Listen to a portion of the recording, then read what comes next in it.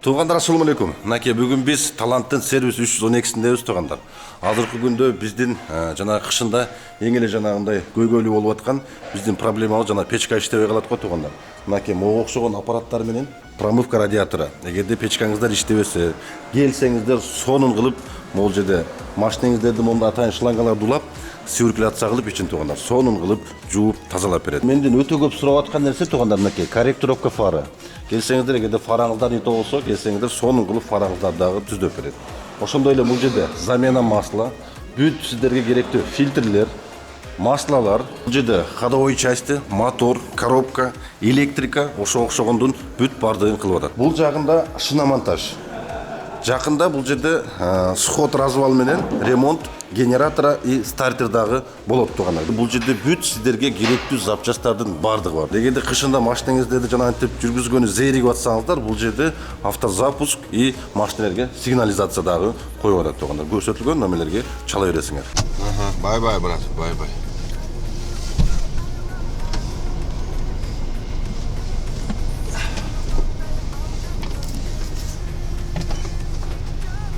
Байкуштарым дагы кетип аз эле калды. Кече күнү бир потогун салып жүргөнбүз.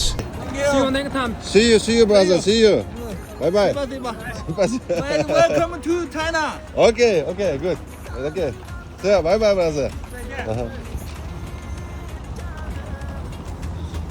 Байкуштарым ажаман көрө түшкөн экен. Деле эйлеп алайын. Мурун 3 машина иштеп аттык эле, азыр 2 эле машина калдык. Бирок китайский новый годду өткүзүп коюп, кайра келебиз Нургазы деп атат. Келип калса жакшы эле. Өткөндө айта кеткендей эле буларды саатына 3,5 миңден күнүнө 10 саат иштеп, ушинтип 3 машина. 10 саат расчет алып, кээде андан да көп жүрүп аттык. Бирок средний ошол мааны коюп, ошого разы болуп аттык да, аз болсо дагы, көп болсо дагы, кыскасы. Ушундай айтганда, кечээ күнү жарымын расчет кылып, булардан бир 1,5 миллиондой акча алганбыз. 3 баланыкы 1,5 миллион. Канча? 20 күндүкү. Жок, 18 күндүкү, ушундай болду. Дагы калган, эми кетип калбасын, дагы кайра калганда которсун деп турабыз. Да тең жарымы калды ошол чагында оплатасынчы. Ушундай айтганда, расчетный счетко котортуруп, булардыкы бүт бардыгы жанагындай экен. Всё по факту прям жанагындай эч кандай черный белый деген нерсе жок. Бүт бардыгы жанагы расчетный счетко которулуп. Расчетный счетко которулат экен. Ушундай айтганда, бүгүн число канчасы болуп калды? Бүгүн 20 экен, как раз бүгүн 20 экен. Машинелеримди оплатасы келип калыптыр. Как раз бүгүн бул кытайлар бүгүн эртең акча которобуз деп аттыр. Которсо ошондон ары эле которулган акчадан Рамазан таксир менен барып расчет кылып келет. Анан бир портер чыгып атат туугандар. Портер чыгып атат, Нургазы алып койчу деп. Өзү реклама кылып берчи деп мага жазышты эле. Портери мага жагып калды. Нургазы срочно акча керек болуп атат деп неме кылып калгандан, ладно, анда мен алып коеюн деп айттым. Көрөбүз туугандар, ал портерди грипп болгонго маңкаланып жаман жанагында не то сүйлөп атам, өтө жаман каттуу ооруп кыйналып калдым өткөндө 2-3 күн грипп болупчу. Ошого портерди алып, кыла турган жерлер болсо бир аз кылып көрөбүз, мындай чисто контент кылып грузовой тарифте дагы иштеп көрөбүз туугандар, кандай болот болду экен. Азыр эми көрүп атасыңар, такси вообще басаңдап калды. Таңыз өткөндөн бери басаңдап калды, билбейм эмнеге. Элдер каяка кетип атат, эмне менен продвигация этип атат, что-то мындай. Интересно да, просто интересно. Көрүп атасыңар, таксинин документтерин, аракеттин бардыгын сурап атат эми. Судимости, несудимости, аскоп, маскоп, лицензия, страховка. Эми мурдагыдай оңой болбой калды. Андан көрө бу таксиге ишке киргенден көрө гражданство алсаң оңойраак болуп калды дейм да менчи. Менин оюм ошондой да эми. Эми бизнес класстарда бир аз жеңилирээк. Бизге билесиңер, лицензия кереги жок, страховка под такси кереги жок, обычный эле кылабыз. обклейка кылынбайт, путевой листтин кереги жок. Ошол жактары плюста тургандар. Ошондон эле гаи көп тоспойт. Бизди мисалы үчүн бир айда бир эле тосушу мүмкүн, а так гаи деле тоспойт. Ошонусу жакшы да, бизнес класс, круиз, ультима, жанагындай премиум тарифтер, премиум, кандай тариф, короче. Ошоларды көп гаи тосо бербей тургандар. Ошонусу тынч да. Ошондуктан эле көбү ушул тарифтерге өтүп алып, тынч эле жүрөйүнчү дейт ачык эле. Ушундай тургандар. Андыктан азыр завтрак кылып алалы. Кытайлардан келип баштадым. Эртең менен эрте чыгып, күндө булар ташаганга уже эрте туруп көнүп калыптым кадимкидей. Эрте туруп көнүп, эрте барып жатып, барып чай пай ичип алалы. Портерди боюнча барып алып келебиз. Дагы бир-эки кылына турган иштер бар, аларды кылабыз. Так что бүгүн дагы сонун бир интересный, кызык видео болмокчу тургандар. Видеонун аягына чейин көрүп, видео жакса лайк басып, комментарийлер менен поддержкадан берип тургула. Азыр баратып өткөндө заправкада болуп өткөн окуя боюнча кыска нуска айтып берейин тургандар. Мен актанып, маркеберки деле кылбайм. Мен ар ким өзүнүн ой пикирин жазып атат. Нургазы көп кетсин, анан кийин мындай өзүң эле ачып албайсыңбы деп тургандар. Эми ким кайсыл жерде иштесе өзүнүн мындай жоопкерчилиги болот да. Мисалы үчүнчү, таксиде иштесеңер деле жанагынтип Яндекске мисалы үчүн жолдо кетип атып, мисалы үчүн түшүрүп коюп башка кылсаңыз блокировкалайт, туурабы? Анан кийин баргандан кийин ал деле заправщик туура мен ага же андай кыл, мындай кыл деген жок. Бул биринчи эле болуп аткан окуя эмес да. Постоянно барсам ошентип калды. Акыр күндөрүчү. Башкасына коёт, мага ошентет. Анан өткөндө тойго шашып кетип аттым. Жүгүрүп барып, брат полный бак деп жүгүрүп кирип кеттим. Кирип барып турам, күтөм, бардыгына куюп атат, мага куйбайт. Анан кийин чыгып сурадым, анан кийин, брат, куйбайсыңбы? Мен айттым го, күтүп атам, мен шашып атам десем. Анан кийин, брат, сен дейт бактын крышкасындагы, бактын дейт, люгундагы дейт, өзүң ачышың керек дейт да. Анан мен айттым, анда силер для чего десем, мы дейт просто дейт мы здесь цифры набираем, дейт, пистолет вставляем, убираем дейт. Хорошо дедим ал күнү. О, блядь, деп өзүнчө жанам сөгүнүп алган кыйкырып бакырдым магачы. Ладно дедим, ал күнү ушунчук бар. Кечээ күнү дагы мен эми дагы ушинтип калабы деп, ладно, эми ал күнү эшигин ачпай коюптурмун, ладно дедим да мен. Кийин менеджери чакырып ушинтип калды эле. Хорошо дедим, ал күнү эшигин ачып бербепмин дедим. Ладно, кечээ күнү эмне эшигин ачып берсем, өзүнчө келип алып, полный бак заправляй, брат десем, өзү сам заправляй ачып алып деди дагы, басып кетти, көрдүңөр. Анан ошону билип туруп, анан кийин телефон на всякий случай салып коерейинчи, эмне деркен деп, чисто мындай лицосун билейин дедим да, чокоч депчи. Анан барсам, көрдүңөр да, нар жактагы оператор айтса деле куйбайт, башка кылса деле куйбайт. Чисто эле монтип адамды жанагынтип эле монтип бөлүп элечи, мунукун куйбайм дегенсип жанагы. Мындай какой-то бир нацистпи, мен түшүнбөдүм да. Өзүнчө жана нацист болуп, ага куйгусу келбей, көрдүңөр го, жанында жөнүндө башка бирөөнү ачып коюп атат. Анан ошентип айтсам, өзүнчө ошентип, сен ошентип эшигиң ачпадың, андай деп менеджери чакырып калды эле, айттым. Хорошо дедим, болуптур, ал күнү мен ачпапмын.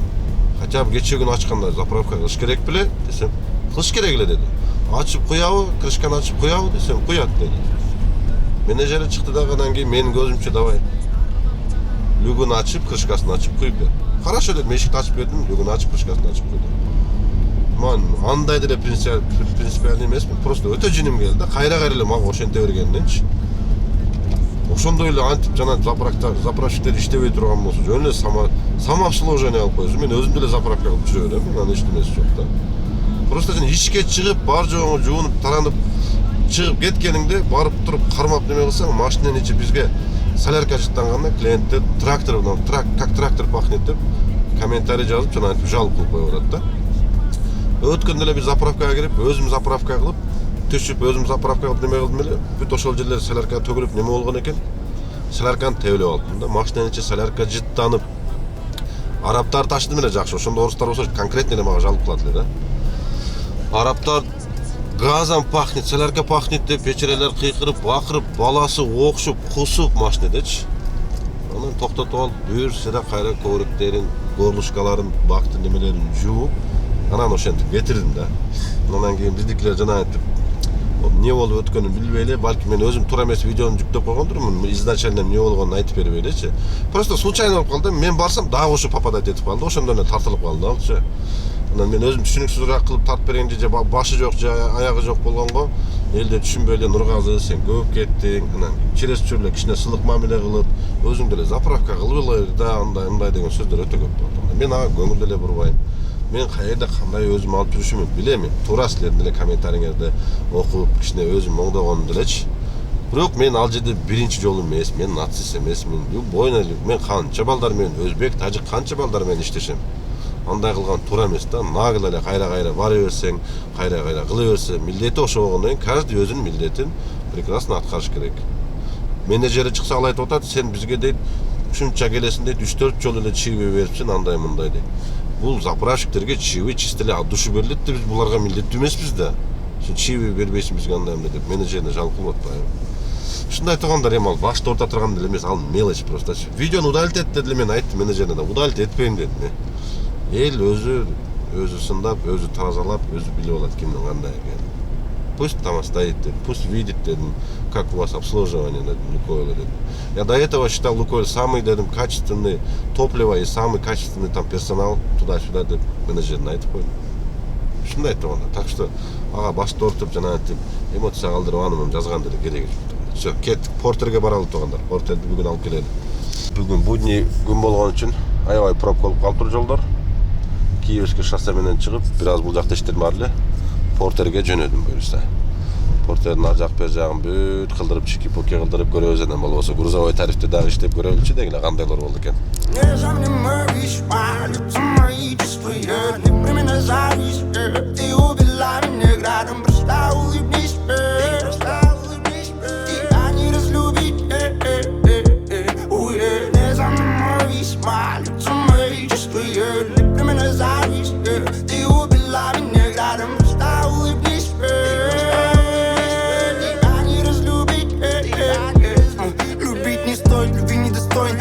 Я не могу построить, будто прибыл дым густой, словно живой, но с убитой душой.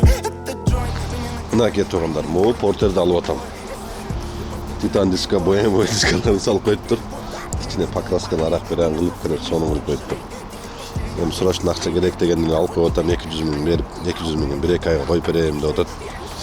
Алып койсом, жайында айлык алып барып билсем деле эшекте иштеп берет да, бул бүт бажоо сонун каралган экен, бир сыра покраска кылып коюптур. Ачык. Эми сиденьялары арак перактары кичине нюанстары бар экен, но ничего страшного, мен сону кылып чекчейтип алам.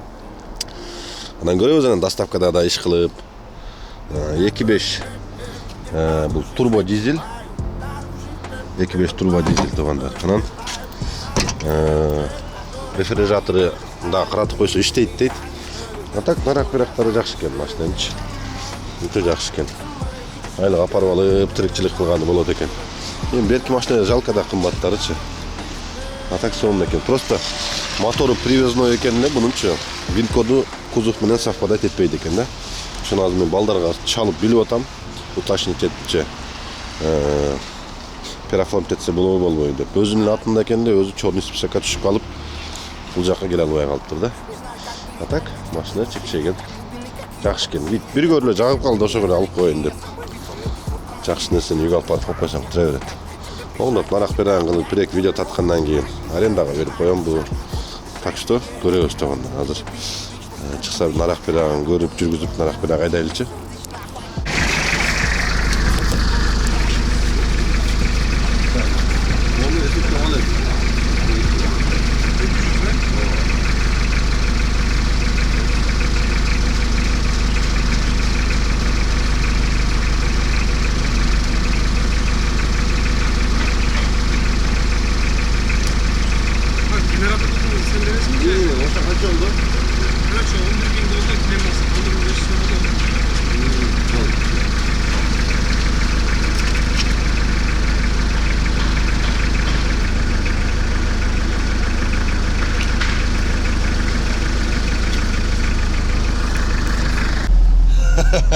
Мына кетогонда портерди ham минип жөнөдүм.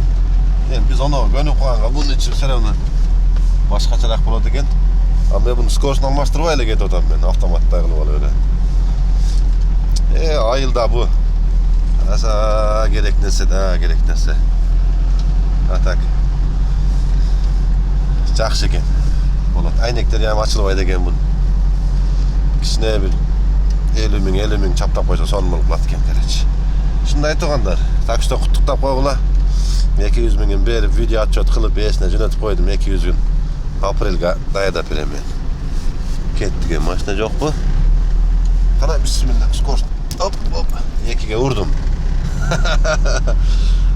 Кеттік мұнак. Деп. Біздің қырғыздарға мұнда ескі машина болса зейрейіп кетеміз да.